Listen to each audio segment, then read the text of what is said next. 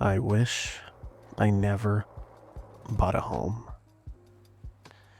And I know that sounds insane, because isn't that supposed to be the dream? But for me, it feels less like I unlocked freedom and more like I built my own prison. Let's talk about it. So everyone tells you the same thing. Renting is throwing money away. Buying is a smart move. Owning is the ultimate life goal. And if you're Gen Z, like me, or millennial, Zoomer, whatever I am, there's this constant pressure to lock it in before prices get worse. And they do get worse. So I rushed in, signed the papers, told myself I made it, and now I'm stuck living here. The first gut punch is the expenses. It's not just the mortgage, it's everything else. Repairs, random emergencies, taxes, things breaking every other week. Every time I finally feel like I can take a break or a breather, the house finds a new way to drain me.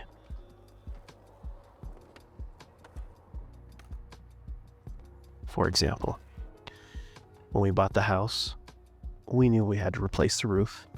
It had a couple years left on it, but it was time. And so we had, thankfully, my wife's dad is a contractor, and so he knows a lot of guys, and we got a good deal on a roof. And we had the guy come over, right? Climbs the roof, checks it out. So hey, here's the estimate. Boom. It was about $7,000, I believe. I was like, cool. He said, all right, I'll be back next month. Cool. He comes back. Day comes, brings his crew, gets on the roof, and they start digging in, right? They start scraping all the stuff off. 10 minutes in, I hear a knock on my door. The guy tells me that it's probably the worst roof he's ever seen in his entire life. And obviously, I was like, are you fucking kidding? In my head, I automatically was like, oh shit, it's gonna triple the price or whatever. And I can't not pay or tell him to not do it because he's already ripping the roof up, so it's gotta get done. But he tells me that there were 4 layers of, oh shit, I forgot what it's called, shingles, whatever it is. 4 layers of it on top of the roof. Basically, they covered up the old rotting parts of the roof, and they just covered it up so that it would look like good, right? And that it would pass inspection. And my first thought was like, if I ever see this motherfucking owner that had the house before me, it's on site. And then I calmed down and I asked, what does that mean for me? And obviously, it cost a little more money, and thankfully, again, got a nice little family discount. But it was so bad that he told me that if anybody, including him, if anybody knew that there was that many layers on the roof, nobody would do it. And I was so crazy, and I'm so thankful that he was willing to still do it. And it took him, like a day and a half. The roof is done, everything looked good. It was awesome. And thankfully now we have a good roof. It didn't cost something I was not expecting. And it could have ruined a lot of things, but thankfully it worked out. But then comes the house. There's that freedom part. I thought owning a home meant control, stability, the feeling of this is mine. But in reality, it's the opposite. I'm tied down, honestly. Jobs, opportunities, even just wanting to move somewhere new. All of it feels kind of impossible because the house keeps me chained here. Makes me think, so YouTube is my source of entertainment, especially the recommended feed or whatever pops up on my homepage. I'm always clicking videos. And something, constant thing that is always in my feeds is, financial things. And it made me realize, watching all these financial videos, just how much money I really am spending on my house, just mortgage wise. And I'll see ads, or I'll see cheaper houses or apartments that are affordable, with enough space for the family. And I see those things, and I just mentally kick myself, and sometimes I'll come home like, honey, we gotta sell the house, we gotta move to a townhouse or something. And obviously it hasn't happened, and it probably won't happen. But there's always this weird doubt in my head that makes me feel, trapped.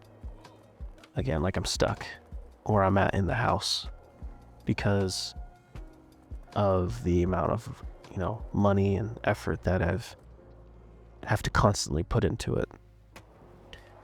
And I know there's a bigger picture. And I know I might sound ungrateful, but maybe it's just all part of being an adult. If I'm being honest, buying this house in my 20s wasn't an achievement. It was a trap. My wife and I always tell, our parents, hey, it's really hard. There's no one in our neighborhood who has kids because this neighborhood is just filled with a bunch of older people.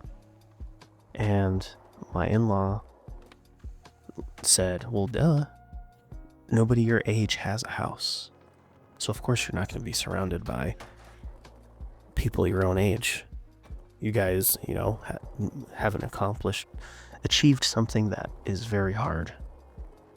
And I instantly thought, just like I said, it was an achievement, but it doesn't feel like it. Sometimes it feels like I'm trapped. We rushed the decision to buy the house, and we thought it was smart. And sure, it might have been. But if I could do it again, honestly, I would just think about it a little longer. Because the whole process was like so fast. It was, like I said earlier, my in-law, he's a contractor. And so he has a lot of friends who work on houses and, real estate agents. And this house went for sale that we live in. All of a sudden, super cheap.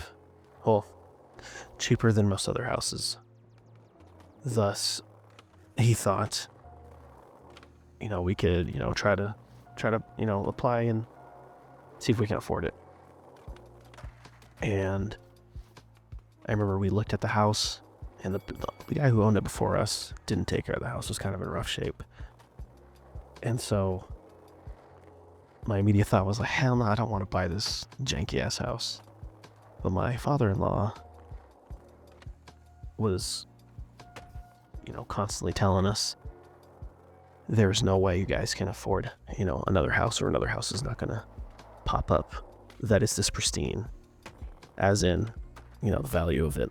Because again, he's a contractor, and he was like, I could fix this, I could fix that, we can do this, and I was like, but we can't pay for you. And he's like, well, this is my daughter's house, this is my grandkid's house, I'm gonna make sure it's safe. And I was like, shit, I cannot argue with that. And within like 2 days, we put an offer down and got everything signed up with mortgages and all that crap, and it just happened so fast. And I don't think I would take it back. I'm not saying that you shouldn't buy a home, but what I'm trying to say is just don't let anyone pressure you or rush you into making this huge decision. Because honestly, a home is a home, if that makes sense. We've lived in tons of apartments and townhouses and things like that, and of course they've been home. But there's something different about knowing this piece of property is yours. Your name is on it. No one can take it from you, unless you don't pay your stuff. So please pay your stuff. And we've lived here for about 2 years. And, my daughter was born into the house. My youngest was born into this house. And watching her and my son, grow up, make memories in the house, negative, falling down the stairs or, having fun, this is my room, this is dad's room, this is, those memories are priceless. And honestly, it's worth the struggle. And I don't say that to gloat, because I want to emphasize it is a struggle. It is a huge struggle to keep up with everything. I hate yard work, man. I did yard work my entire life, living in a house with a lot of land, and I hate it so much. And so I may not be the best at, maintaining things like that, but it's just the feeling of security and the memories that we make in this home, in our home, that whenever I have those doubts, I always remind myself, or my wife always reminds me, this is our home. This is our baby's home. And that fact is undeniably the biggest reason why I've never pushed to move out of this place. And if I could tell myself before I bought the house something, I'd say get a better fucking job that pays more money. But maybe for you it's not a house, it's something else. But what's your biggest, I thought this would fix my life, but it didn't moment? Just let me know in the comments. It could be buying a car, buying a house, moving somewhere, moving back home with parents, anything. Just let me know so that I can justify that I'm not a lunatic and that I have friends. Please love me. Have a good night.